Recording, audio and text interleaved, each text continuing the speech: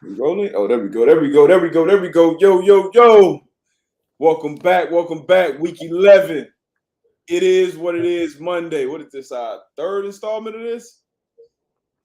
I think so. Second or third installment. It is what it is. Monday. We got the overreactions out the way. The first half of the season. I'm sorry. And now it just kind of is what it is with a lot of these teams. A lot of good games, good performances, some surprise performances, obviously some upsets. Just your typical NFL Sunday, and obviously we're going to get to it. We're going to talk through all the games. I'm one half of the Man and Man Pod. I got my co-host, Antoine Bethea. What's good? What's good? Yes, sir. Hope y'all had a great weekend. Start your Monday off right. Uh-oh, you under the weather, bro? How was your weekend? Weekend was good, man.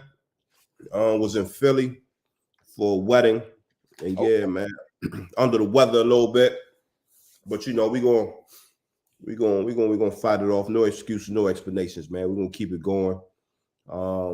Ready for Thanksgiving, man. Thanksgiving this week, so obviously, man, we got to give thanks to whatever we're grateful for, man. Many blessings. You know, waking up this morning, that's one of them. So. Be thankful, man. Be thankful for family. Be thankful for health, man. So I'm definitely excited for that. And as you said, man, being able to jump on here with you guys, man, and talk Sunday football. We got Monday night football tonight. Obviously, we got Thursday football, Thanksgiving slate. So good stuff, man. Good stuff. Black Friday football start what, next year? Say it again. Good kickoff for the Black Friday game, I believe, but we got some good Thanksgiving games we'll be tapped into. But thankful as well for all those things you just mentioned, man. You can never ever take it for granted whenever we get to wake up and be on this side of the grass, man. It's a blessing, man. Appreciate y'all for tapping in. Y'all could be anywhere in the world right now, man. But you're here with us, and we gonna rock, man. Get your questions, your comments, concerns, either on Twitter using that hashtag M2M Live. And always in the comment box. We always checking it in. Usually at the end, for sure, we'll go over a few of the questions that are asked. But a lot to get to, man. And obviously gonna get to it on the other side. So we'll see y'all in a few.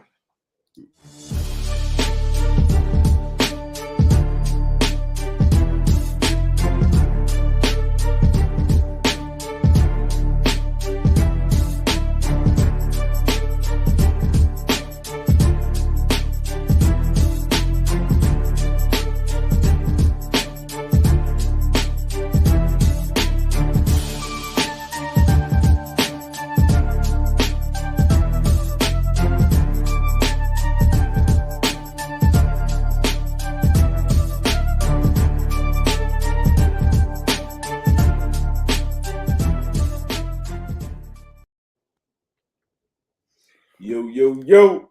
Let's go.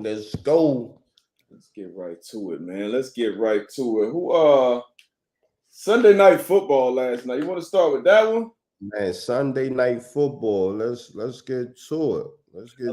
One of your teams. One of my quarterbacks. One of your teams, Chiefs, at the Los Angeles Chargers. Chiefs now 8-2. Chargers, you know, at 500, 5-5. Good game last night. You know, one of your teams, one of your quarterbacks. Obviously, you know, it was going to be some points that was going to be put up in this game. Two young quarterbacks, top quarterbacks in the league, man. And the Kansas City Chiefs, man, they were able to squeak it out, man. And I'm going to put it out there. I know, hey, Travis Kelce. Hey, he when it's all said and done, bro, he might be the GOAT, bro. Hey, that was the topic of the group chat last night. My little brother's like, man, hey, Kelce done passed Gronk in my book. I don't care.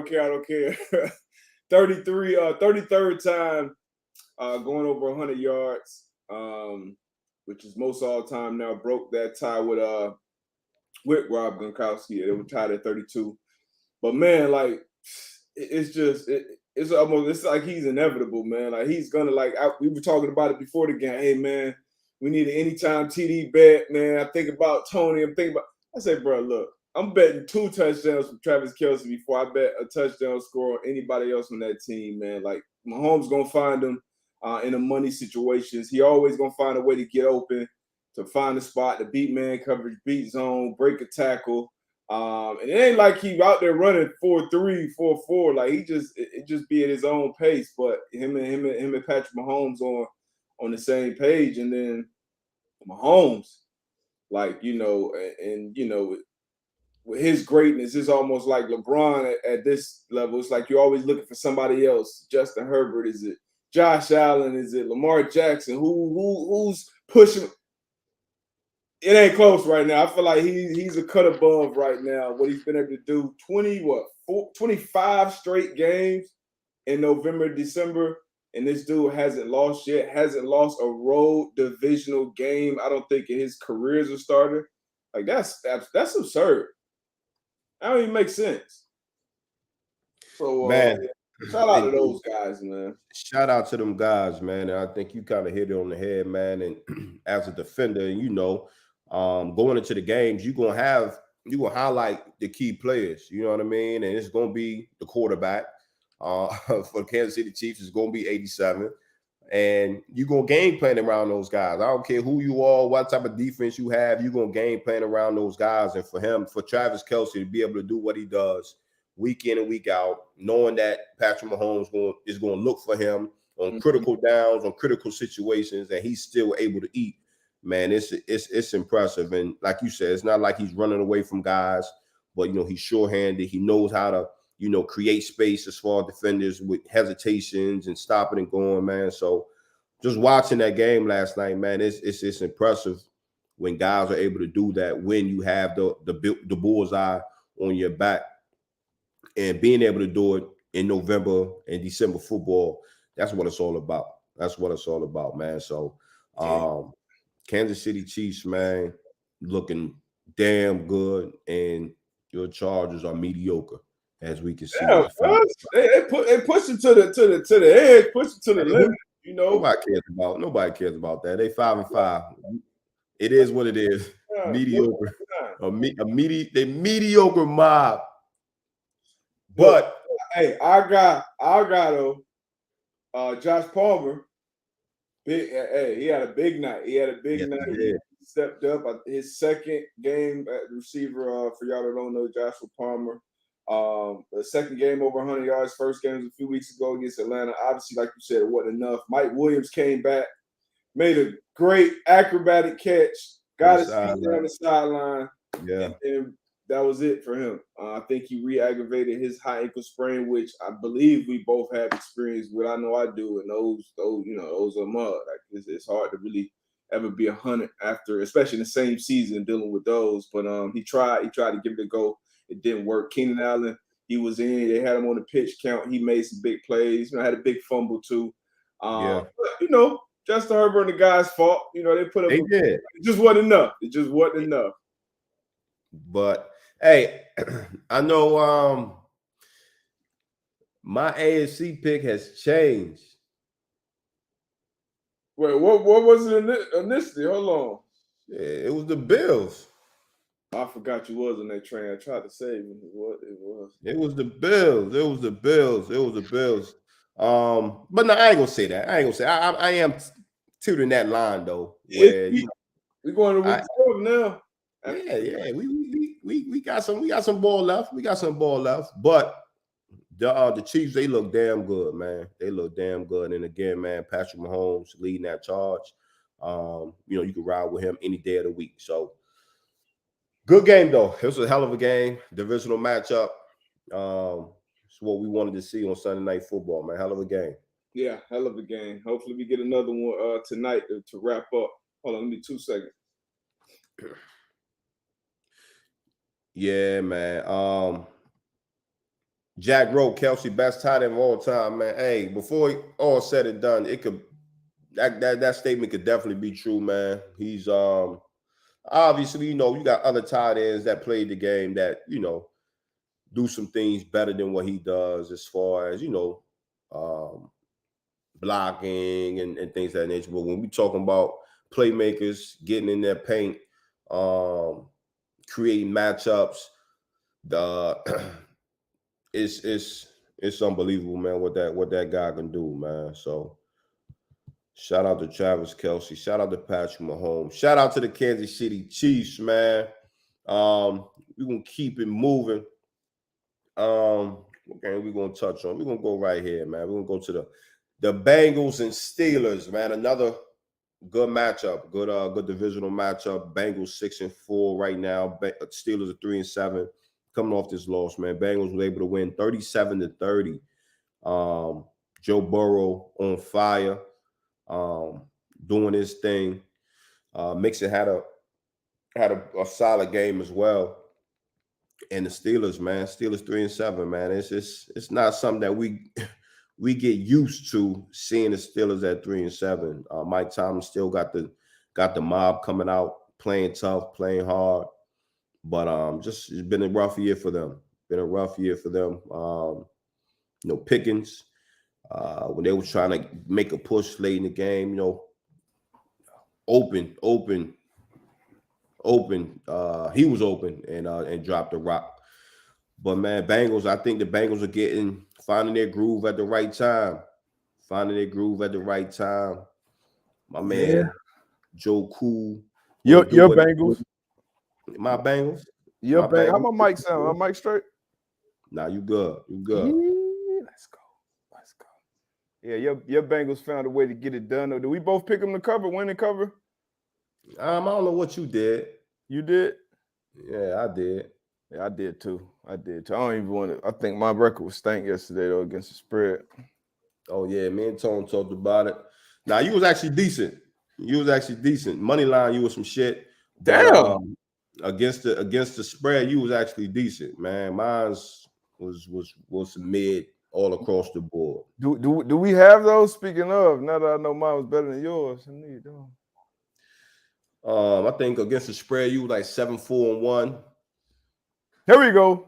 Yeah, there you go, 7-5-1. Yeah, you was the only one below 500 against the money line.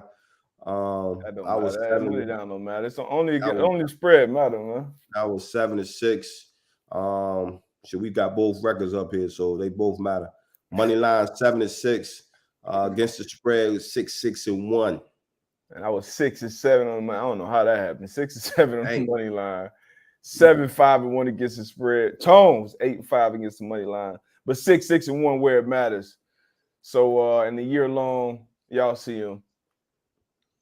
But 95, 66-1 against the money line, 77, 78-7 against the spread. And I am leading across the board going to the Monday Night Football at least. 96, 65-1 money line. 78, 77-7 against the spread. And then Tone is 88, 73-1 money line, 72, 83-7 against the spread. So obviously, a lot of ball left to be played. That's where we at right now, going into the finale tonight of Week 11. And obviously, we use those FanDuel Sportsbook lines to pick our games every Saturday. Well, we get our picks out there, and then we jump on to do a pick show. We go through every game and talk about why we made the picks that we did. And I wish we had this show because I know AB would have talked me out of this one. Man, you a damn fool. I don't know what you was thinking about making this pick. You thought I know what it was. You was like, the Texans are going to come out. They're going to play a good game. Commanders going to be on their high. The Texans going to win. They playing in H-Town. And then you going to come on this show and be like, I told y'all, I knew that the Texans was going to win. But here we are. You know me all too well. That was pretty much my thought process to a T. I thought, Cook will come back, have a game. Hey, but they're done. The Texans are done. I was watching some of this game. I think the Commander jumped out to like a 20-zip lead or something like that. It was. And at the same time, Jeff Saturday and the Colts, we were up. We were looking good. So let me start putting my resume together because the Texans might be on the look after this season. But Texas fought a 1-8-1 Commanders moved to 6-5 after starting off 1-4.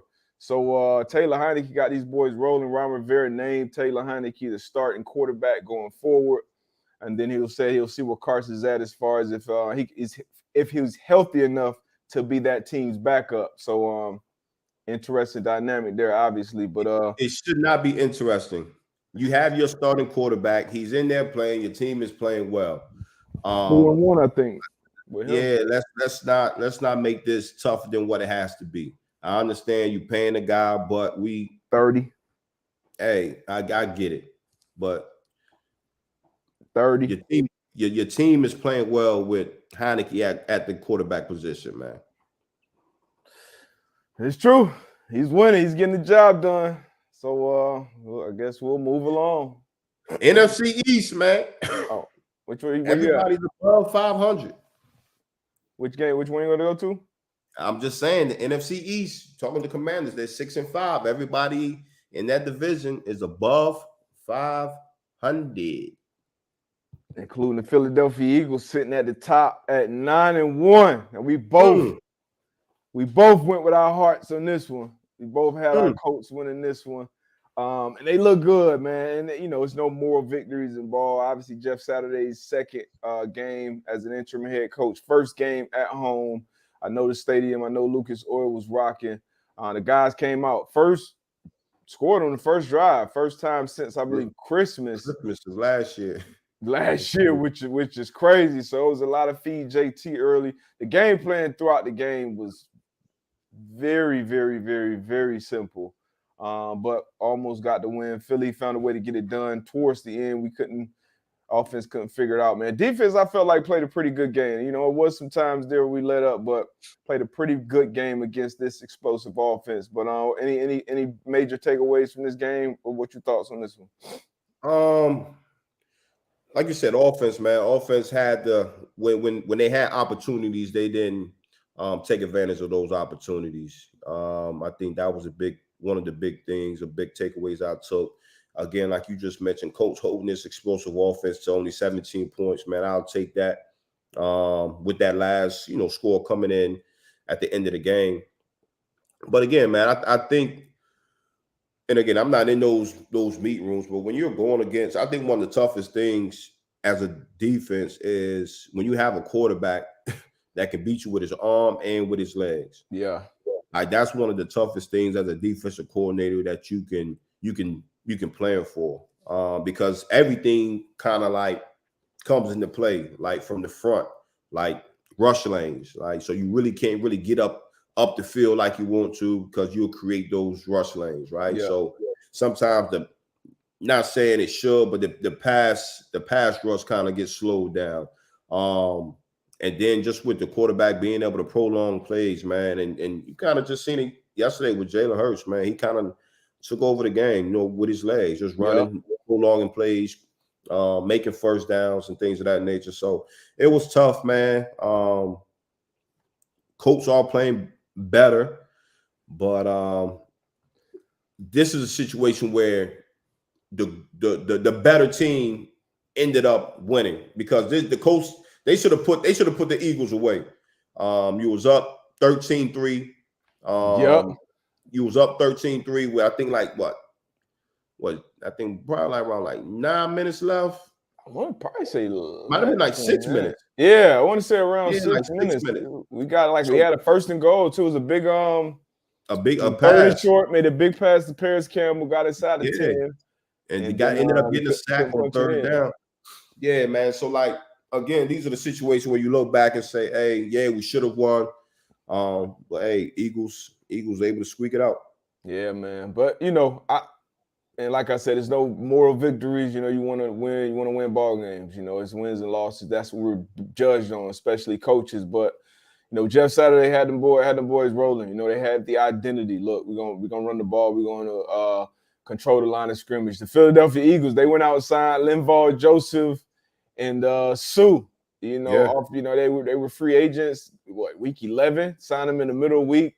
They both suit up and come out and play meaningful snaps on Sunday, and they had an impact on the game. As the game went on, I feel like those two guys got stronger, probably, found their legs a little more And I saw Baldy's breakdowns this morning. He had a few good.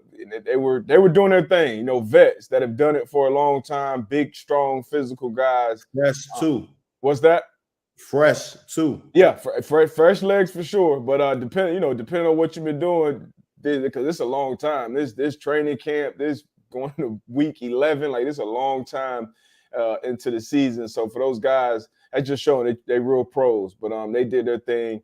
But yeah, we just didn't have enough. I felt like we could have got a little more creative on the offensive side of the ball. But Parks Frazier calling his second game in the NFL. And you push an 8-1 football team to the wire. And, they found a way to get the win, which that's what good ball clubs do. Even when they're not playing their best football, the Eagles found a way to win. Jalen Hurts, like you said, that 4th and 2, I think, got it with his legs. And then that QB draw that they ran, I felt like that was a really, really well-designed offensive play. That's tough on the defense, man, because them linebackers and safeties, you got pass responsibilities.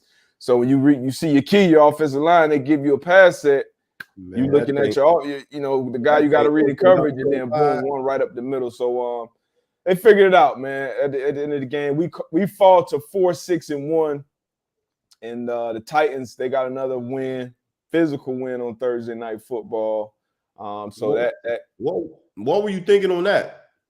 Going with the Packers? Yeah. Well, see, I actually, after watching Coach P's keys, do we have that? After watching Coach P's keys and watching more of the film and doing this thing, I actually changed my pick. But since on our show, I picked the Packers, I stuck with the Packers on paper. But I actually changed my pick. Why did you pick the Packers in the first place? That's my question. Quarterback.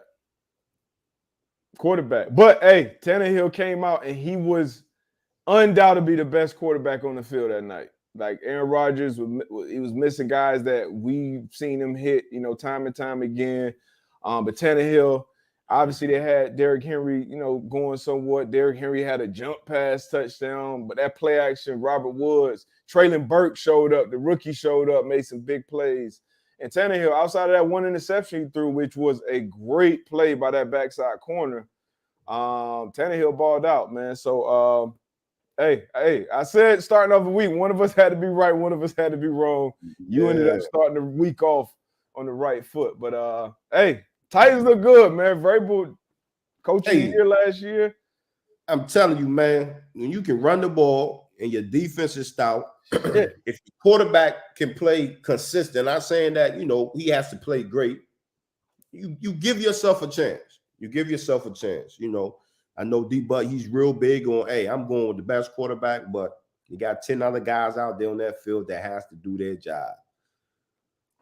This is a fact. And those guys in Tennessee did their damn job, man. And you know what? If you had to point, it's more, like you said, it's 22 guys out there on the field at all times.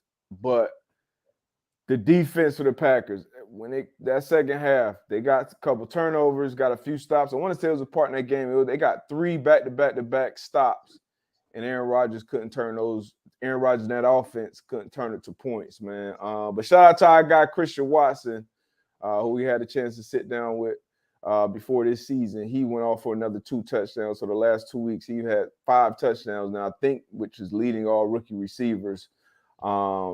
But yeah, you were right. You were right on this one, man. I should have went with Braves and those guys, man. Thought you would have, man. Just looking at how these teams have been playing this year, but hey, I thought Packers riding high. They beat the Cowboys, who, hey, as some of our old coaches would say, they came in with their piss hot. Man, Cowboys sitting at 7-3 right now. Put a whooping on the Vikings at home, 40-3. Vikings now sitting at 8-2. Man, I know I had the Vikings. I think you had the Vikings as well. Yep. I don't think anybody saw this coming. Dak, heard all y'all talking about his play. Hold on. Yeah, we both gotta go take a little call. We'll get right, cuz. But yeah, Vikings got.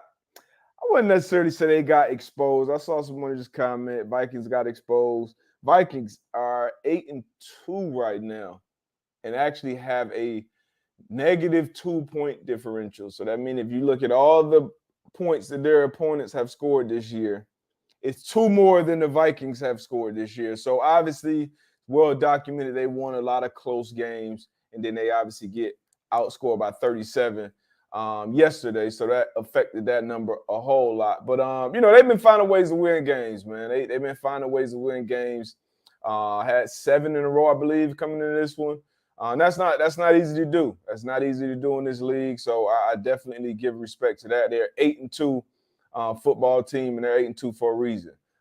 Yes, they got the shit beat out of them by the Eagles on prime time, and in this game, the Cowboys game, which almost all the Cowboys games are prime time games, they get dog walked again, and so bad, so much so that they actually.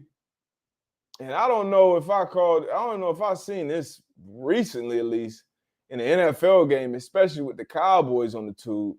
They actually went away from this game in like the third quarter to go to a more competitive game, which was wild, man, and obviously embarrassing. The Vikings lost their tackles, and that's not a position you want to be down facing this Dallas Cowboys front. Michael Parsons, he was my defensive player of the year pick coming into this year. He had another 2 sacks, had a strip sack. He's an unbelievable player. I haven't watched the all 22 of this game yet, but Justin Jefferson wasn't much. I mean, shit, nobody was much of a factor on this one for the offense of the Vikings, man. But yeah, Kirk Cousins was under a tremendous amount of pressure all game. Cowboy, this is one of those wins as a team, and they got another game obviously on Thursday, Thanksgiving game. But if they can go and get another win on Thursday, get you a little mini bye, like you can ride this wave, man. And me and AB and I, on Thursday's show, we looked at this game. We said, hey, you got Dak Prescott on one side, you got Kirk Cousins on the other side. AB, which one of these quarterbacks you taking to go for? And this is one of the ones where it looked like we might have both been dead ass wrong. And Dak might have been tapped in too. Man. Huge win for the Cowboys. Huge. Yeah, man. But any other takeaways from this one? Nah, I heard you. You kind of hit it on the head, man. Cowboys, man, just played really well. Had the Vikings on their heels the entire game, man. So can rally off of this, like you said, Thursday night. See what they can do. Whew, man. Let me get all the internet. No, this was A surprise. It was surprising. I would say shock, not shock. Definitely surprising. Not shocking, but surprising. The Lions moved to 4-6. 31-18. They beat the Giants, who fall to 7-3 now. Jamal Williams, great game for him. He is up 12 touchdowns, I think, now rushing, which is nuts. But he's another anytime touchdown scorer if you need to bet on every Sunday. But Lions came out 31-18. There's 3 wins in a row now for them. I think it was the Packers. Might have been Packers, Bears, Giants. I believe, if I'm not mistaken. So I think three wins in a row for the fighting MCDCs, man. I like this for that team. I like this for that coaching staff. And obviously for Detroit, I don't see Tony here anymore, but our producer is a huge Detroit Lions fan, so I know he was very excited about this one. But you concerned with your former Giants at all? Obviously sitting at 7-3. Really concerned, good record. They lost a few people yesterday. So obviously, depending on how those injuries turn out, if they're going to be long-term injuries or if they'll be able to get back, it could be some concern there. Especially, in the NFC, in their division. So we'll see. I think a lot will come back and we can really decipher on the injuries and how serious they are. Yeah. but this could be a turn for the Giants. So for them, they got to definitely look themselves in the mirror after getting this whooping at home. You know, by a team that you should have beaten. So we will see. We shall see. Obviously, a lot of ball left, but Giants, you know, they are outperforming everyone's expectations, and now the expectation in that locker room, especially, is to win. You know, every Sunday, you know, you got your quarterback, Danny Dimes. You expect to go out there and play ball. He's been doing much better, not turning it over as much. Aiden Hutchinson had another pick. Another nasty pick. Hey, athlete out there. Kirby Joseph had another pick. He had 2 picks against A-Rod, and then had another one yesterday. So I like these Lions team, man. It's showing a lot of fight because you can always like them now, huh? throw that towel in, start making off-season trips plans. But this your team? These are your lines now? Hell no. Nah. I mean, I'm rooting for him though. You know, my guy Shep, you know, Shep over there on the coaching staff, you know, and this is something we talked about before the season. You know, a lot of former players on that coaching staff. So for those reasons, I'm definitely rooting for him. I wouldn't say that, you know, my squad, you know, I got 4 squads right now. So, you know, I'm maxed out right now. Maxed out? Yeah, I'm maxed out. Shit is crazy. But you got this one since you just Browns and the Bills, man. Bandwagon. Yeah, you said what? Now you early on in the show you jumped off the Bills bandwagon, so you know. Hey, nah, I'm still rooting for the Bills, man. But yeah, we got the Browns at the Bills having to move this game to Detroit because of that massive snowstorm. Bills were able to squeak this one out 31-23 against the Cleveland Browns, man. Anything? Did you take any takeaways from this game? No, I like the Browns' fault. You know, Browns' fault. Amari Cooper ball. He did his thing. Early on in his game, Bills were struggling. You know, they were struggling. Josh Allen didn't look on. That offense didn't look on. James Cook looked good. I think their running game will have to continue to. You always talk about running unique running game this time of the year. And obviously, you look at the team and the quarterback like Josh Allen, who can obviously run the ball himself, and is a big part of that Bills running game. You kind of look at that team and say, maybe they don't need it. But they definitely need that traditional run game to continue to develop. But they were the better team. You know, they found a way to get it done. You saw our guy, man-to-man alum, Steph Diggs, had a little conversation with Sean McDermott at one point in the game. You know, he wasn't getting the ball, wasn't getting the targets, things like that. Came down, scored a touchdown. The offense kind of actually got a little spark after that. So Bills moved to 7-3. At this point in the season, at any point in the season, really, it's about finding a way to win ball games, even when you're not playing your best football, and that's what the Bills did. So shout out to this team. The Browns, they fall to 3-7. Deshaun Watson is now back in the building. He's able to be in the building and practice. So I know he'll be in the lineup in a few weeks when they play the Texans.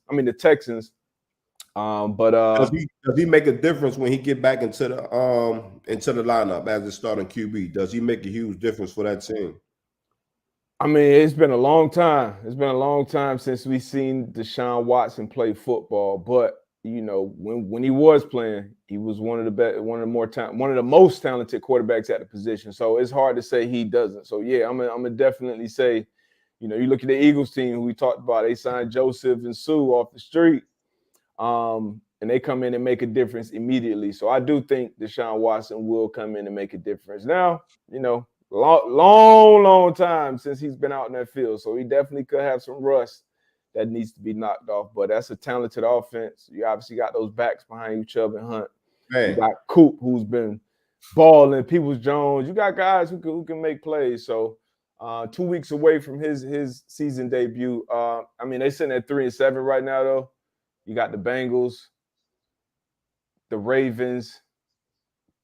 Bengals and Ravens, so they'll probably be, you know. So I don't think they make the playoffs or anything like that. No, but definitely, I would love to see him with, like you said, his supporting cast that he has on that offensive side of the ball and see what he can do, see if it looks a little better.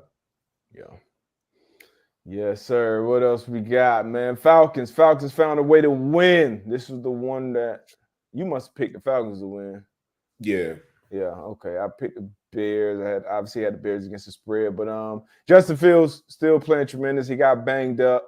Falcons find a way to win. They move to 5-8 in the season. Bears fall to 3-8. Yeah, shout out Cordell Patterson, man.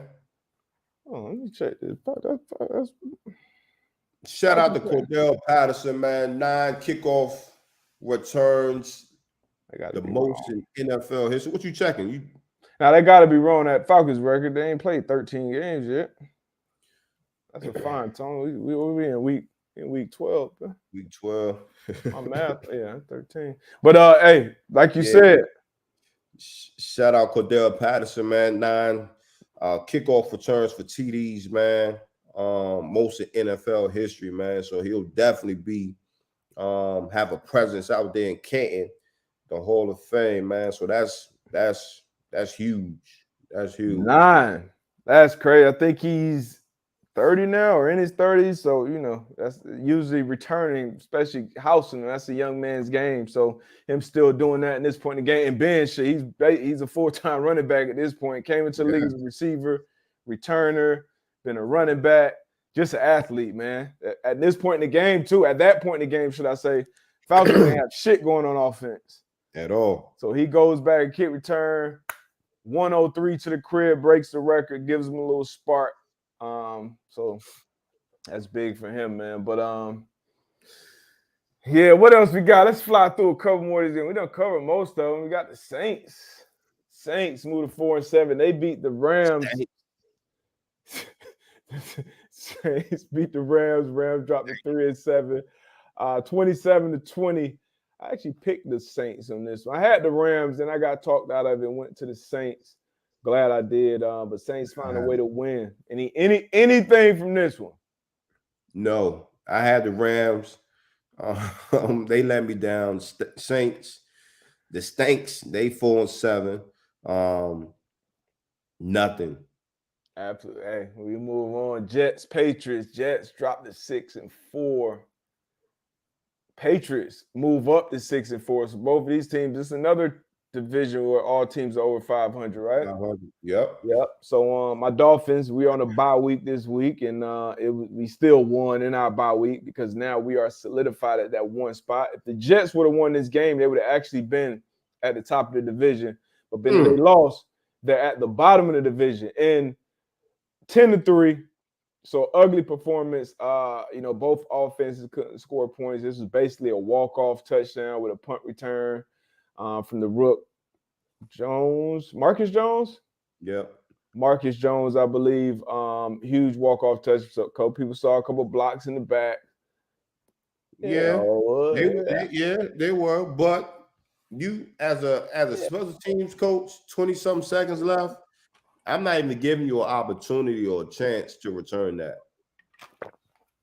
So you putting that out of bounds and then making them line up on offense? Yes. Like, yeah. But I mean, you do kick it. Make the tackle, bro. Yeah. Get the return on the ground, man. This is coach. Like, come on now. Like, we let's coach, man. Hey, I'm on the head. Say, hey, we gonna kick this away, man. Kick this out of bounds. Make that offense. We've been stopping the offense all game. Like, offense ain't been doing shit. Like, let's coach now. Like, this is coaching 101. Like, we gonna kick this ball there. We're not gonna give them a chance to get a long return. Or then get, you know what I'm saying? Like that would be my thought process. But hey, they wouldn't think about this. Was actually the first you should have been punt return for a touchdown this season.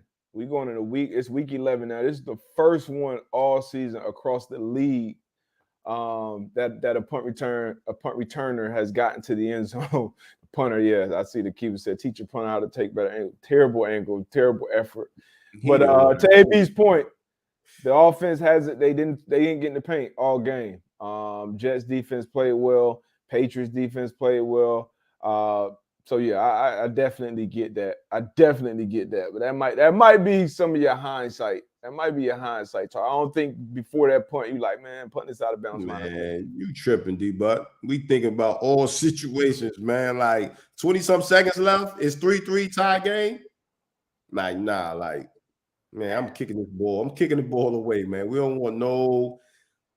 Nah, bro. Hey, but the bigger issue from this game, I think, for this Jets team, hey, quarterback, man. And I know he's a young kid. He got a lot of learning to do. You know, high draft pick, talented. You know, which everybody that's in that league is talented, drafted or not. But he got a lot of learning, a lot of maturing to do. He was asked, let me show y'all a little clip of him in his postseason. It's been making his rounds.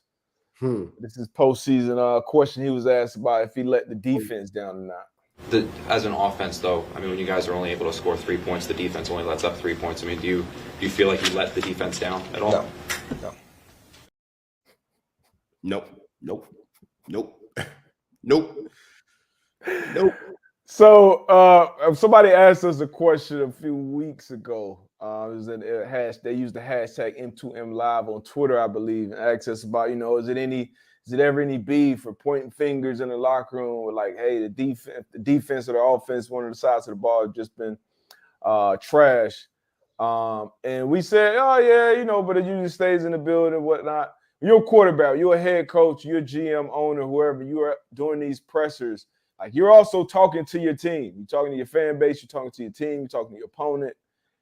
I didn't like it. Like I said, young kid, but like quarterback, take that accountability, bro. Like, you played like shit. 9 completions in this game. You played like shit. Was it all on you? No. But you're a quarterback. You're going to get more to blame. You're going to get more to glory. Like, I didn't like it from based on a lot of reports that are coming out of the locker room. A lot of people in that locker room didn't like it. This is a big deal or a small deal for the 6-4 New York Jets right now. I think it's a big deal because they're 6-4. Like you said, they're 6-4. If they can continue to play well, sure, they're in the offs. You know what I mean? But a situation like this could cause a rift in the locker room, right? Yeah. To your point, where the defense, you only allow 3 points. Mm-hmm. The offense is struggling. Main reason, your quarterback. So for him, you know, even deep down in his heart, you know what I mean, bro, you gotta read the room, my guy. You know what I'm saying? Like, even deep down in your heart, you feel like, you know, you didn't let the defense down. As a quarterback, no. As a quarterback, what? As one of the guys that's going to be leading that team, you have to be able to put that on your shoulders and say, look, like, I don't think we let the defense down, but I know I have to play better. You know what I'm saying? That comes across a lot better than just you, like, the reporter didn't even finish asking the question. He like, nah. You tripping, nigga. Like, nah.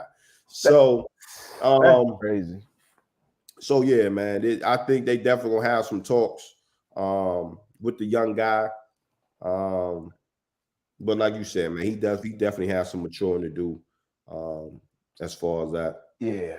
Like you said, even if you really feel like it ain't your fault, right? Let's say we lose a game 45-42, but as a corner, I don't get thrown at all.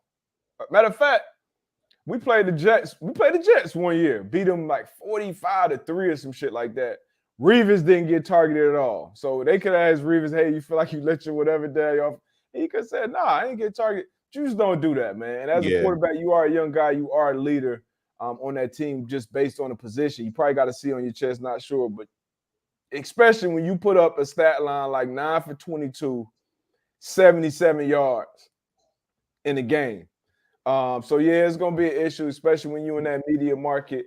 But you are a 6-4 ball club, so now Robert, you know, Salai, you're gonna be asked a lot about, you know, a lot of people in that locker room are gonna be asked about the quarterback position. Hey, you know, what do y'all think? And you know, as a player, you want to protect your guys, but now, you know, how is that gonna go? So I hope, obviously, I always want locker rooms to stay together. I don't like fractured locker rooms. I don't like shit coming out and stuff like that. That's just not, you know, how I was I guess, raised to do things. But young kids got a lot to learn, man, and hopefully he learns it sooner than later. Obviously, everybody saw the talent. You don't go number 2 overall if you're not talented, but everybody got that. Everyone has the talent. You got to be a team player, and you got to do your job, bro. Nah, man, that's it. I mean, shit, we all grown men in there. Like I'm counting on you to put food on my table for my family. You know what I mean? So we all looking at each other to be accountable. But if you're a coach on that, say on the offensive staff, on the head coach, again, you know, I always say, look, you got to give these young players some time to mature, to figure out, you know, how to maneuver, excuse me, in this game. Mm-hmm. Do you make a change at the quarterback position right now? Oh, man. I'm going to consider it. We're gonna start having those conversations, you know, in practice. What is it? Like, if it's 8, 12 reps for the offense or whatever, that backup, if it's Mike White, if it's Joey Flacco, whoever it is, they're going to start splitting some of those reps. If it doesn't do anything else, it'll light a little more fire up under Zach Wilson, I think, and hopefully speed up that process and the other shit he got to learn. But I definitely consider making a quarterback change at this point because, shit, what do you have to lose at this point? It's not like, I mean, he's missing guys that are wide open. He's, you know, not going through the proper reads. You know, all the things you want your quarterback to do. Right now, he's not doing it. And that defense, man, the defense is playing great. You know, defense is playing great, and I would kind of compare it to what's going on in Denver. That Denver defense is playing great. I saw a crazy stat. I was on a Pat show. If that Denver offense was able to score 18 points every game in regulation, it would be like 8-1 or something going into this last game. And if they did it this past game, were able to score 18 points against the Raiders in regulation, I believe they would have won this one too. So do you consider making a quarterback change? Absolutely. But for everybody, you know, some of this stuff, even for a coach, it's above your pay grade, right? So this may be one of those situations as a GM, as an ownership group, we're like, hey, we took this guy number 2. We're going to give him every opportunity to succeed or fail in his second year. So, you know, you definitely need to consider it. I'm not saying you pull the trigger right now, but you definitely consider it, especially if the other shit is coming along with it. You're a 6-4 ball club right now going into week 12. Like, you don't want fracture in your locker room. So definitely up for consideration for sure. But let's look at these standings real quick before we get into the Monday night. Got the AFC East. We were just talking about it. My Dolphins sitting up top of the AFC East, 7-3. Bills tied at 7-3 as well. Patriots 6-4. Jets 6-4. AFC West 8-2 Chiefs. Chargers 5-5. Raiders 3-7. Broncos 3-7. AFC North Ravens 7-3. Bengals 6-4. Browns and Steelers sitting at 3-7. Yes, you can let them in. AFC South, Tennessee Titans 7-3, Colts 4-6-1, the Jaguars 3-7, the Texans 1-8-1. And on the NFC side, starting the East, man, we got the Eagles 9-1, the Cowboys and Giants sitting at 7-3, and the Commanders sitting at 6-5. The NFC West, Seahawks leading at 6-4. The Niners at 5-4, Cardinals 4-6, and the Rams 3-7. NFC North, we got the Vikings at 8-2, the Lions sitting at 4-6, Packers 4-7, and the Bears 3-8. In the NFC South, this is stank. The Bucks sitting at 5-5, Falcons 5-6, the Saints at 4-7, and the Panthers at 3-8. Yes, sir. And then before we run off to this Monday night, you got some. Woo! You excited about man. this? So I'm happy for the guys, man. Coach Larry Scott and the young boys at Howard. Been a long time coming. Co-champs, co-conference champs with the MEAC with North Carolina Central University. I've been on Twitter, man. Been going back and forth. A lot of people don't like the co-champs, and I get it. I was a co-champ in college. I get it, but it is what it is. It is what it is. We are co-champs. You know what I'm saying? So again, shout out to the Howard Bison. It's been a long time. I think since the 90s, since we won the conference. What? If I'm mistaken. Yeah. Damn, shout out to the Mecca. Yeah. You got Ed's son out there too, right? Yeah, Ed's son out there, a freshman, played some good ball for us this year. So we got something to build on. I love to see it. Yes, sir. And then the SWAC, Jackson State, 11-0 for the first time, undefeated, man. Shout out to Coach Prime, the guys over there, man. That's big right there. First time. That obviously it's a storied history over there with Jackson State. So shout out to them, man. Yeah, man. Jackson State and North Carolina Central next month in the 8th. They'll have a showdown. Where they play that? Celebration Bowl in the 8th. Celebration Bowl. Yeah. Let's go. We got let's see. We got a question. Hey, A, B, and DB. Jose Trevino went full gear to show up in his son's career day. If you were playing currently, would you show up to your kid's career day in full uniform? And while New York Yankees catcher Jose Trevino showed up in full uniform in his son's career day. Dang, I wish I would have saw this question earlier because I actually had a picture of one of my kids' career days where I went in there with my jersey on. And obviously, you know, the kids love that. I think she was like third grade at the time. So I had the jersey on, went in there, arm wrestled with some of the kids, arm wrestled with the teachers. I'm sure a lot of those kids, you know, they'll never forget, you know, moments like that. I know I never did. You know, anytime I was able to meet an athlete or somebody in that type of position as a legit, that was like a little game changer for me. So I definitely, not for a uniform. I definitely go to jersey on. I wouldn't go with the pants. I don't know, man. That's dope, though. That's dope. I ain't going front, man. My little man was like, yo, Dad, I want you to come to school in full uniform. You might hear me walk through the hallway with the cleats on, click, clack, and you know what I'm saying? So I don't know. I think it definitely was a flex. I think the kids, I mean, his son's going to definitely remember that for a long time. Oh, yeah. But even like you say, like even the kids in the class, they're going to remember that for a long time. You know what I mean? So, you know, I think I had to do that. You know what I mean? Just put the tape on the wrist. I'm going to have the gloves on. I'm going to have a swag rag. All that. Everything. I paint too, man. But that's dope, man. Yeah. That's definitely dope. Unforgettable moment right there. Sure. Let's get to this Monday night football game. We got the line is moved. The line is moved because I think Kyler Murray's been ruled out. I believe Colt McCoy will be making his second start. But the 5-4 San Francisco 49ers are 10-point favorites now on the road at the Arizona Cardinals, who are 4-6. And once again, we'll be starting Colt McCoy at quarterback, I believe. What you expect tonight, man? Over there in Mexico City. I think it's going to be a hard-fought game. Again, these two teams play each other tough. Divisional matchup. You know, I was blessed to be able to play on both sides of this matchup. And I just know how it is. So I think it's going to be a good matchup, but I have the 49ers winning this. But I'm going to take the Cardinals on the spread, though. Okay. Yeah, I'm going.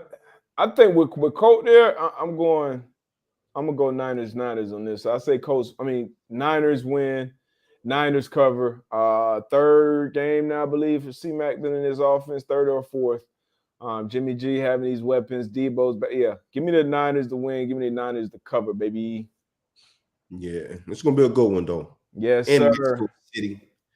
You got the FanDuel read this week, man. I got it. You just gotta read the first part, and I can play the video for the disclaimer part. I got it, brother. I know my man was going through it last week. Let me. lot, I think man. Tone might have put it in here. Nah, that's just the disclaimer, but we got it. You know what I'm saying? Hold on. Yeah. Shout out to the FanDuel Sports Book. For sure. You know, I they got me this weekend. I ain't gonna lie. I got them the weekend before. They got me this weekend, but hold on. I just texted to you. They got me this weekend. Woo! Y'all ready? Let's get it. Here we go. Football season is underway, so now is the perfect time to download FanDuel, America's #1 sports book, because right now, new customers get a no-sweat first bet up to $1,000. That's free bets back if your first bet does not win. Just sign up with promo code M2M Live. Again, sign up with our promo code M2M Live. There we go, baby. Again, man, that's FanDuel. We appreciate y'all. As always, it's the man pod. I'm one half. Bethea. My guy D-Butt just bounced. He'll be back real quick. But again, man, we always appreciate y'all tapping in. Again, it's Thanksgiving. I think we're gonna have a Wednesday show. We're not gonna shoot on Thursday on Thanksgiving, but I think we're gonna do a Wednesday show. So definitely, y'all keep your eyes open on the socials. We definitely put it out there for y'all. Have our picks for the Thursday games. But as always, man, y'all be thankful. Tell a loved one you love them. A lot of crazy ish going on out here, man. So again, let's be thankful for what we got, man. 21 plus in select states. First online real money wager only. Refund issued as a non-withdrawable free bet as it expires in 14 days. Restrictions apply. See terms at sportsbook.fanduel.com. You got a gambling problem? Call 1-800-GAMBLER or visit fanduel.com/RG. That's in Colorado, Iowa, Michigan, New Jersey, Pennsylvania, Illinois, and Virginia. 1-800-NEXT-STEP or text NEXT-STEP to 53342 NAZ. 1-888-789-777 or visit ccpg.org/chat in Connecticut. 1-800-9-WITH-IT in Indiana. Visit ksgamblinghelp.com in Kansas. 1-877-770-STOP in Louisiana. And then 1-877-8-HOPE-NY or text HOPE-NY to 467-369 in New York. Tennessee, red line. All right, 1-800-889-9789 in Tennessee. 1-800-522-4700 in Wyoming. Or visit www.1800gambler.net in West Virginia. That's some good reading right there, boy. Good reading, baby. There you go. That's some good reading right there. Appreciate y'all, man. As always, speaking of FanDuel, why y'all laughing at my reading, man? Tone sped that shit all the way up. Had to. That boy, it took you out last week, boy. Hey, don't bet you. Pretty much sum that up. Don't bet your grandma. Don't put your grandma's house up. All right. Don't bet your kids lunch money. Be responsible, baby. But use that code M2M Live on the FanDuel Sportsbook. Get you that free no sweat bet. About to jump out of here. Actually, speaking of FanDuel, I'm about to be on FanDuel TV up in Adams in about 7 minutes. So I'll see Go check him out. Yes, sir.